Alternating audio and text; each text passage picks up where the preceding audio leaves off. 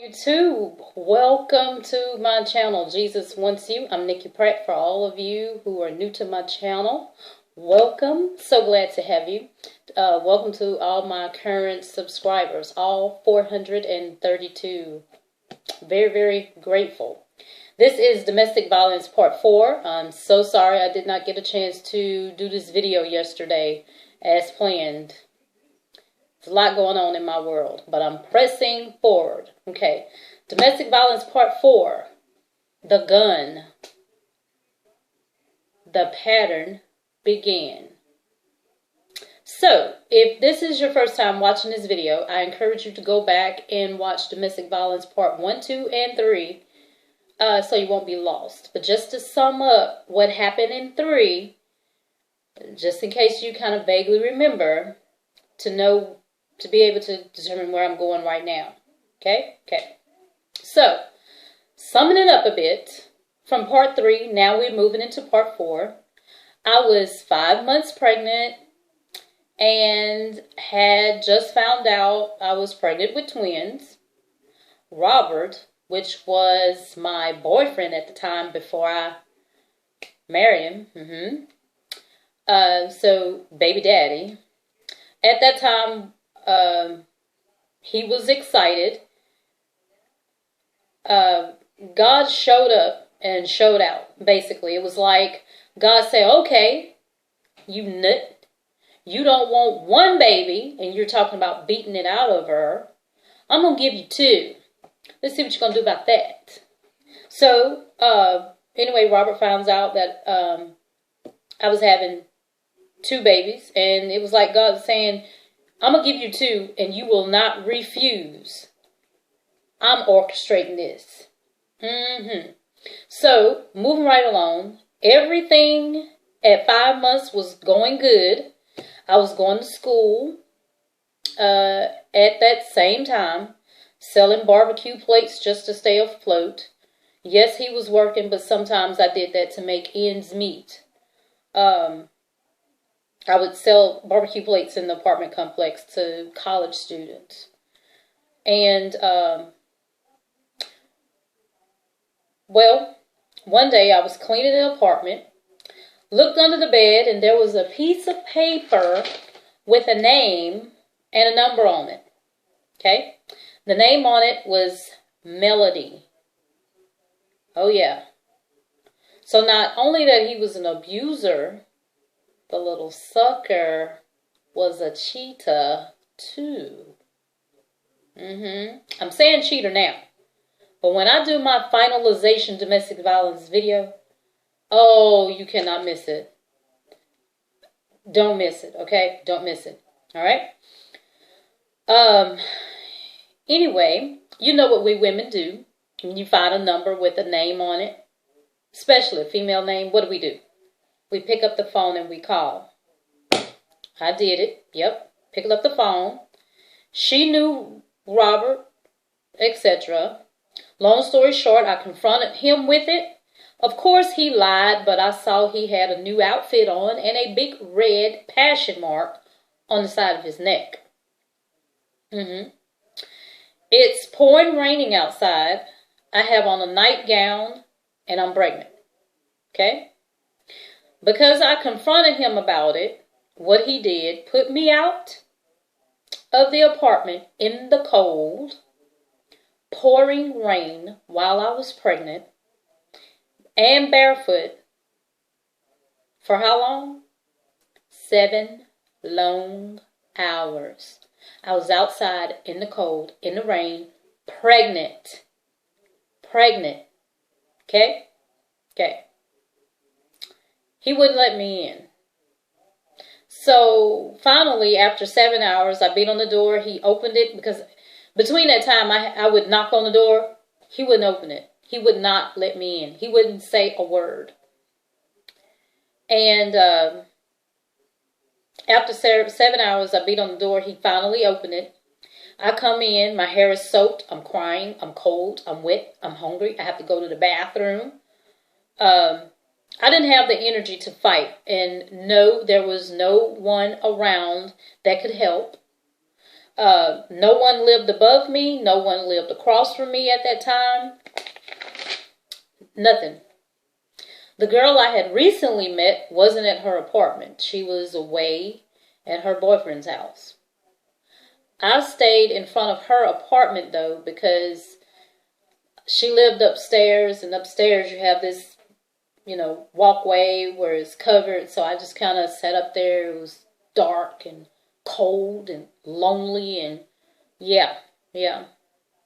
So I stayed in front of her apartment, though, because it had a covered way. So, Nikki, what did you do? Nothing, as usual. He apologized. Sick in the head, wasn't I? Yeah. Oh, yeah. So, I went along with it, forgave him. At 7 months, I was in clinicals.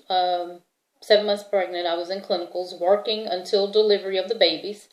The whole time during pregnancy, I could be hungry. I would be out with him, and he wouldn't take me to get anything to eat because he would drive all the time. He wouldn't take me to get anything to eat. He would say, "You're not hungry." See, it's all about that control. So if you're with a guy and he's possessing a lot of control, I'm telling you right now, that, my friend, is a sign. They love control. They love it. They have to have it. They feed off of it. Okay? He wouldn't feed me, but I'm pregnant with his twins, his babies. Now, we know in the past he had did some things to my baby, but this is your baby. So the sucker just didn't have a heart. Period. Okay? So fast forwarding, full term delivery, 9 months, 1 week overdue. The twins was born healthy. One weighed 6 pounds, 4 ounces. The other 5 pounds, 14 ounces. Oh yeah. I went full term and was a week overdue. Oh yeah. Full term babies. Perfectly healthy. Thank God. 2 months after that they were born, I had to move into a bigger apartment. We got settled in one day. I got a phone call from the electric bill company offering me a program called the AMP program that's supposed to allow you to pay the same amount every month. And she went into other details, but after listening to the further details, I opted out of it. I said no, I didn't want it. Okay? The next 3 months after paying the electric bill, I, at the time, also was working at a dermatology clinic.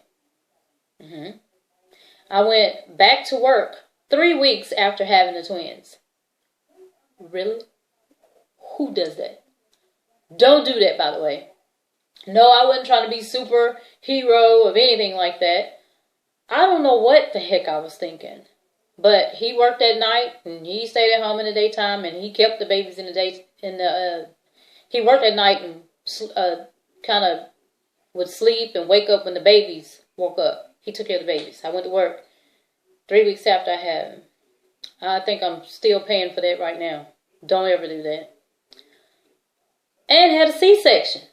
Yeah, I was stupid. Yeah, real stupid. So, but after about 3 months, I had been looking at the amount of the electric bill in the little window that it come in. I would never open it. I would just look at the amount. Like it said, $143. That's what I would pay. Wouldn't think nothing else about it. So, through the payment window, I would just pay the bill, never open it all the way. Well, this particular month, I decided to open the bill, and the bill said $600. Oh boy, $600 electric bill. I'm like, what? Wait, it's a mistake. I called the electric company. They said I had asked for the AMP plan. No, I did not. This girl wanted to make some type of bonus or whatever and put me in it anyway. And I said, she said, oh yeah, you opt for the AMP plan. No, I didn't. But she put me in it. Long story short, I couldn't get out of paying this $600, okay? So, I was very upset because guess what? I have to tell Robert. Yeah. Yeah. Another reason for him to, be angry. Yeah. So he was upset. I told him, it wasn't my fault. He wasn't hearing that. No. Everything was my fault. Whether it was my fault or not, everything was my fault. He called me stupid, dumb. I couldn't do blank right. Told me to get out of his face before he messed me up. All of a sudden, I yelled out and said something because I had this inward anger that was just building up inside of me. And I yelled out and said, "You are not my daddy. You don't own me." He came flying in that room, pushed my back into a wooden canopy over the bed. And when he did that, he pushed the dresser on top of me, and it hit the bed, and the drawers fell out on top of me. Okay? He picks up the drawers, pushes them back in, pushes me on the bed, sat in my chest, starts choking me, squeezing my face, and just started punching me all in my head. Yeah. So then, after that, I get up, I run out of the bedroom. He catches me and throws me to the couch, choking me. And he's sitting on my chest. I'm scratching his hand, like trying to get his hand off of me. He hits me with his fist in my head. I fall to the floor. And at this time, I was wearing a wig. Because that time when he picked me up and just dropped me to the floor and I was screaming, I had that big goose egg, stress and everything else, my hair was falling out. So I started wearing a wig. Okay. So this time he has me on the floor. He's beating me like you wouldn't believe. My wig comes off. Okay. And I'm screaming at him and he gets up. And all of a sudden, this anger building in me, I yell out, "I hate you." Okay. And he said, "What, you little blank?" He goes in the bedroom, comes back with a gun. Yeah, a gun. He put it to my head while I'm on the floor. He sits back in my chest and he puts the gun right here, pressing as hard as he could to my head. And he's saying stuff like, "I'll kill you. I don't give about you." Saying stuff like that. And I'm yelling and screaming. And he said, if I ever said anything or tried anything like that again, he would kill me. So guess what? He pulled the trigger. And when he did, it clicked. I thought he shot me. I thought that was it. I'm screaming and crying profusely because I thought I was shot. So basically, he was playing Russian roulette with my life because he said that there was bullets in it. His cousin came in our apartment and opened the door. Robert immediately told him to get the hell out. Why he had the gun to my head. Did that cousin do anything? Nope. No. Didn't do anything. Didn't call the police. Didn't do anything. And I'm going to touch on that situation in that last video of what really should go down. Okay? Well, as the inward anger was building in me, I was getting bolder and a tad stronger. He wasn't getting away with that. I called the police and made a report, gave them his name, told them everything at that time. I called the police. Yeah. At that time, they didn't enforce charges. You could either press charges or not back then. Now, if that happens and you call the police, charges being pressed no matter what. Yeah. Because as silly as I was for not going further through it, that's how a lot of women died. Because they never would press charges back then. But that little one method saves lives. Okay? So I just made the report. I know exactly what you're saying. She's so dumb. She's so dumb. I'm going to say it again.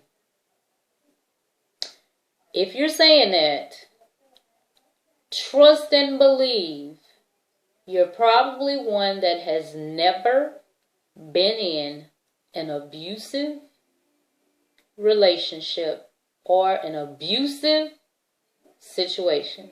There is no way. No way. Okay? I know I should have had him locked up, but I was still in a Section 8 apartment.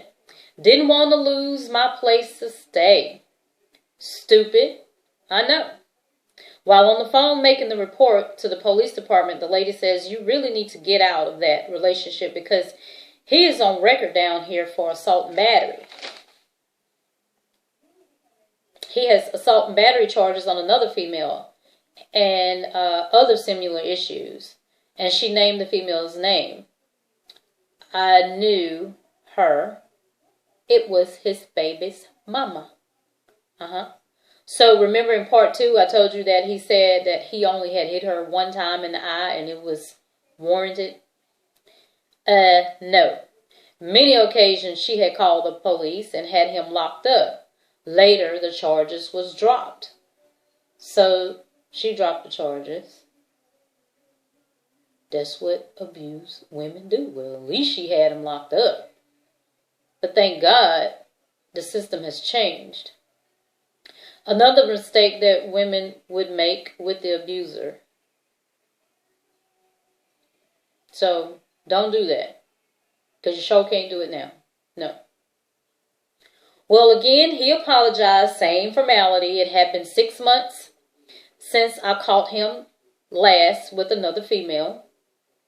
One day he left the apartment because I told him that he could never hit me again. And I told him that I made a report. I was getting bold.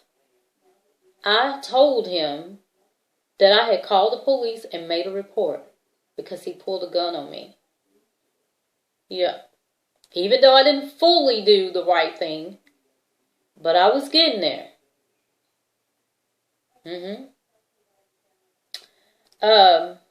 I was hoping that he wouldn't hit me again, but I had made the report. You know what he did? He left the apartment and stayed gone for 2 days. No phone calls, no nothing. The second night he comes in, he gets clothes left out again, never talking to me. So he goes out the door and I yell for him. He runs back to the apartment and says, stay out of his face. Don't worry about him. It was none of my blank business. And pushes me back in the apartment. So I got in the other car after an hour, put my 3 girls in the back seat. Watch this. I drove 15 minutes to the next neighboring city. And I pulled up on this street that was like a strip of nothing but hotels and motels. Okay? The first hotel that I picked to see if the sucker was there. The very first one I picked to check. He was there. So I had a subscriber to tell me that was actually an abuser to tell me that if a man is beating on you, he definitely is cheating. Well, he was sure enough right. But Robert had begun to promote a pattern. Every 6 months, it would be some female that I had to deal with. Every 6 months. Okay. So, after that, I sat and waited for him to come out. He never came out. I had been there waiting 3 hours. The kids would sleep.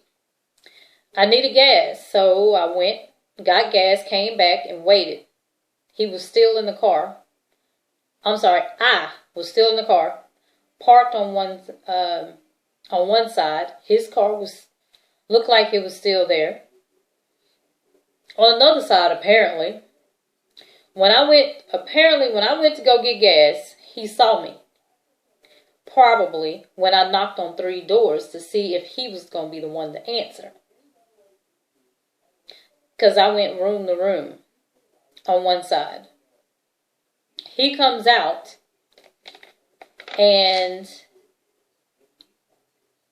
he somehow, I guess when I went to go get gas, got rid of the girl. So I cursed him out, told him don't come back to my apartment. I was getting the locks changed, etc. He lied, tried to tell me that no one was even there. He wasn't cheating. I didn't want to hear it. But wait. Put him out. Locks changed. By the way, I never had the locks changed, but I did put him out. But why now? All the other stuff, all the other horrible stuff he did, I ain't put him out, but he did this, and I put him out.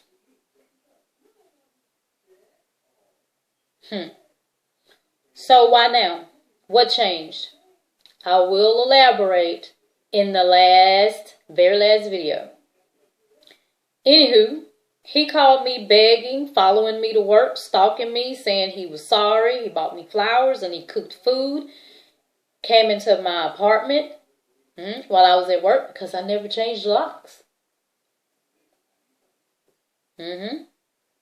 So he cooked this plate of food and had me a dozen of roses. Told me to sit down at the table. I took the plate of food. I remember like it was yesterday what it was. Whole catfish and french fries. I took that plate and threw it against the wall. Flowers and all. And told him to get out. And I yelled it 3 times. Again, this anger was building up. And he left. I felt like I held the upper hand. He left. He'd been following me. He'd been stalking me. I got the upper hand. The ball is in my court now. That's what I felt. So I thought, I'm fixing to capitalize in some kind of way. What? How sick was that?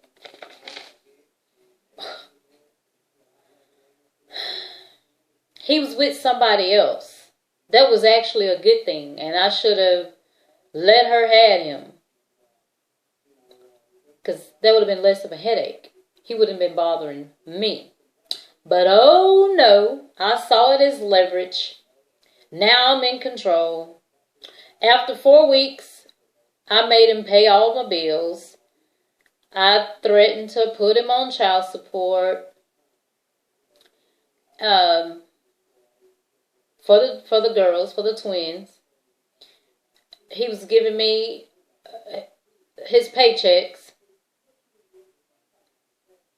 I felt like I had the upper hand. I had lost my self-worth is what had happened. It was sad. I let him back in once again. So the next month, the apartment flooded. I moved out to a non-Section 8 apartment. No ties to the government. Didn't have to worry about losing my place to stay because we were both now on the same lease. So he had a letter. He had a, he had a better paying job. He went out one day with friends and played basketball and broke his ankle. And pins and screws and surgery later, I had to work. He couldn't walk fast or do anything. While I would be at work, it was 6 months again. The pattern. He would be on the phone talking with another girl. I found out about it. Yep. And every time I would find out about any little thing he do before he even do it, he would get mad. So when he did that, I didn't do anything for him. I didn't cook any food. I didn't wash his clothes. I operated in that apartment like he wasn't even there. He could barely get up and walk around. What was he going to do? He wasn't going to hurt me. I took advantage of that situation too. So he gets better, goes back to work. It's approaching another 6 months. I'm looking for him to mess up again. See, it became a pattern. So around that 6 months, I'm looking for it. Okay? So sure enough, one of his cousins was living with us at the time. Robert had a girl to call his cousin. The girl's name was Pam. Asking for the cousin. Quickly, I said, oh, hell no. You don't want his cousin. You want him. That's all I had to say. Because we went round and round on the phone, and his cousin at that time started laughing. Well, that confirmed it. I knew then. I was right. All this is just game. This girl was calling looking for him. But he had the cousin to have her asking for him. Every time he tried to do anything, I would catch him. He got mad and left, only to justify and have a reason to be with her. He didn't come back till the next day, about 11 o'clock. So I'm boiling. I am so mad. As sad as it was, I was happy he got caught. Because in these situations, when it happened, I had hope of some sort. Like I had the upper hand. It was like, now it's my turn. I got him now. That type of thing. Crazy. I know.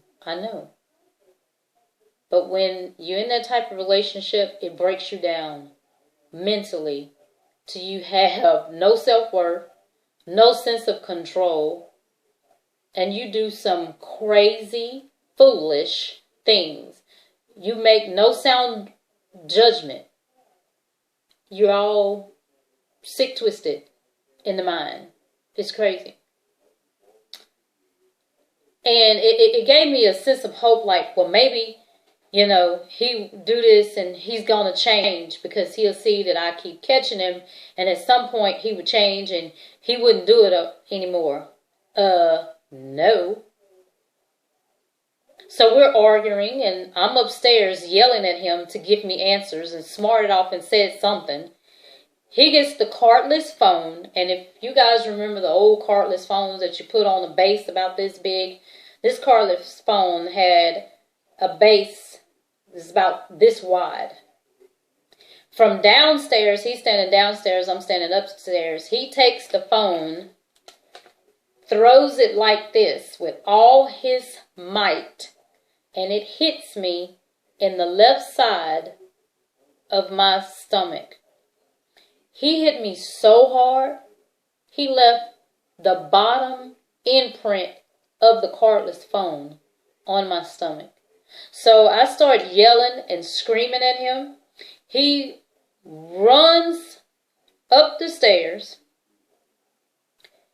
and picked me up by my neck, threw me on the bed, sat in my chest, beat me repeatedly in my head.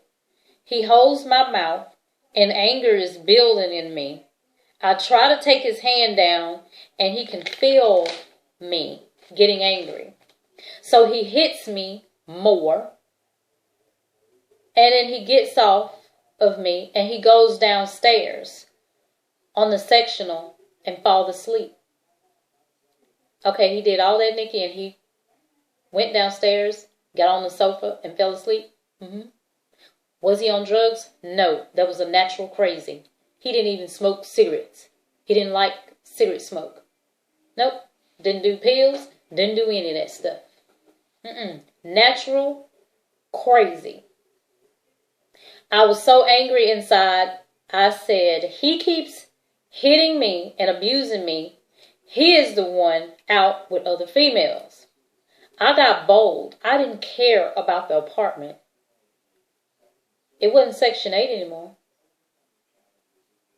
He was going to jail today. So Nikki got brave, but she wasn't too stupid.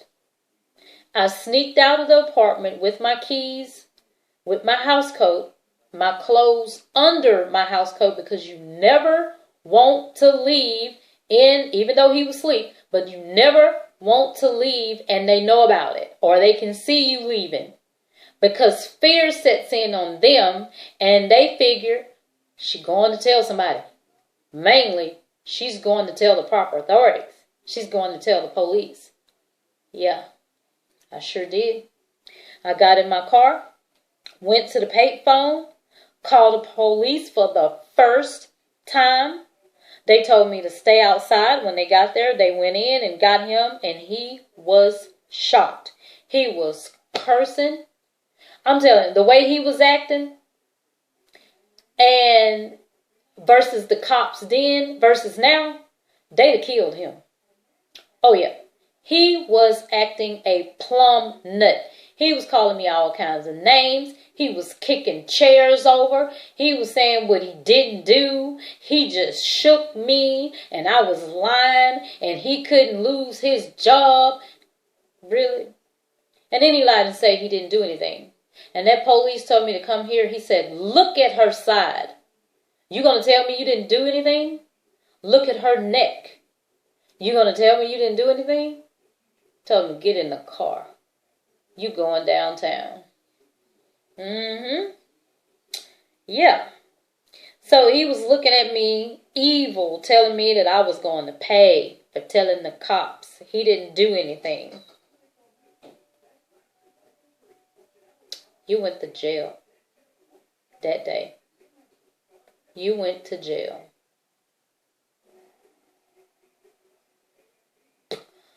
So, that's part 4. I think the next video will be next to the very last video. I'm going to fast forward. It'll be part 5. So, yeah. Let me just, I know I said this last time, but I'm going to have to say this again.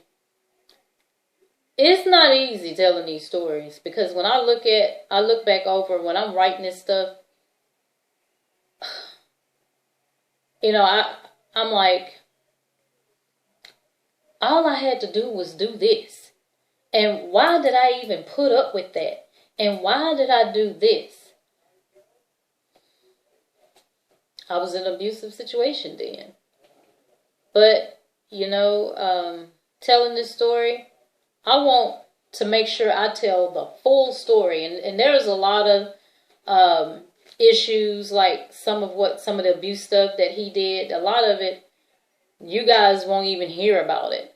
But the one that I think will make the big impact, that I think would put the message through, you know, like my stupid decisions, the way I acted, what I thought, the way he acted, what I did, what I didn't do, what I should have done, things that you don't do. I want the whole picture looked at. So if somebody on either end is going through it, whether it be the abuser, the abused, somebody going through it right now,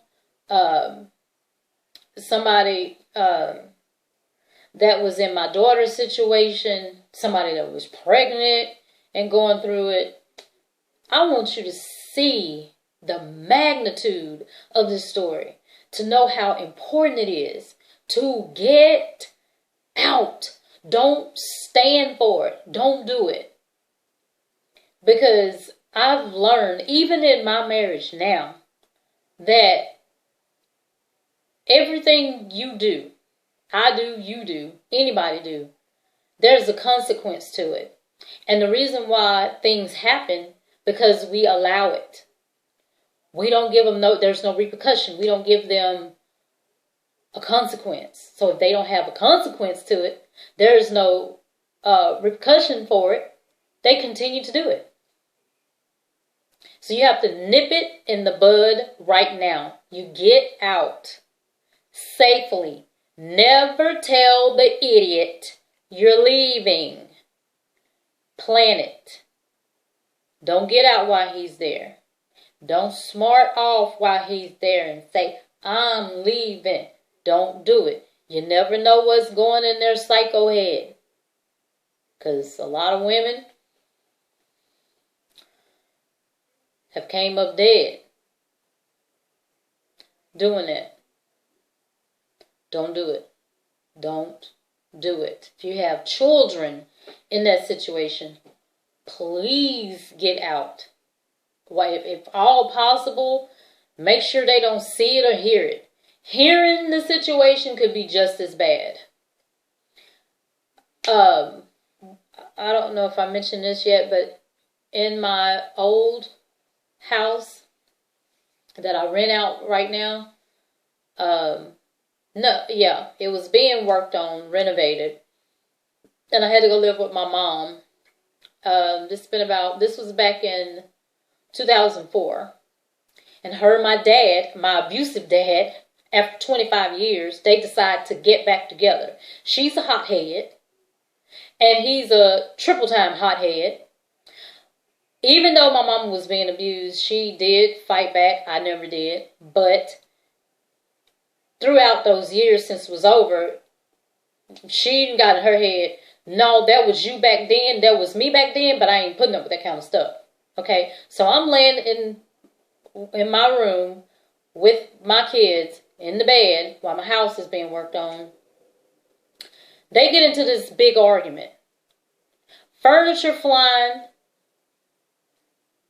And I hear, I'm going to get my gun and I'm going to nut up. And it was so much commotion and fighting. And it's like I revolted back to a little child. I couldn't even move out of my bed. I'm an adult now.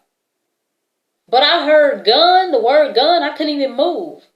And the noise, it freaked me out. Do you know I was 34 years old and was laying in the bed crying because they were in there fighting?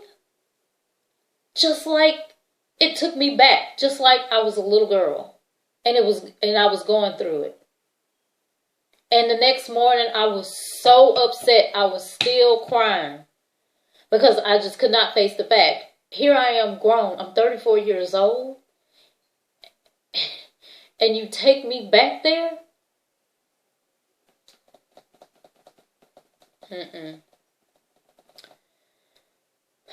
So, even though when me and my sister was little, we didn't, some of the stuff we saw, a lot of stuff we didn't see, but hearing it could be just as damaging in even until your adulthood. It hurts. It hurts so bad.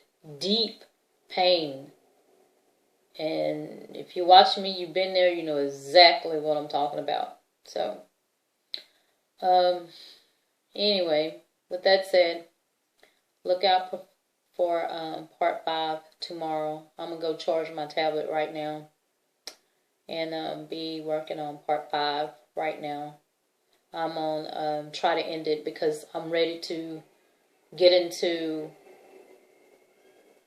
what you should do, what you shouldn't do, what the signs are, what to look for back it up with scripture, all that. What love really is, what love really ain't. What you shouldn't put up with in a relationship. And how to weigh that as far as God's word and being in his will. And his will for you and your life. Alright, it's 40 minutes. I'm going to stop right there. Love you guys. See you tomorrow. Thanks.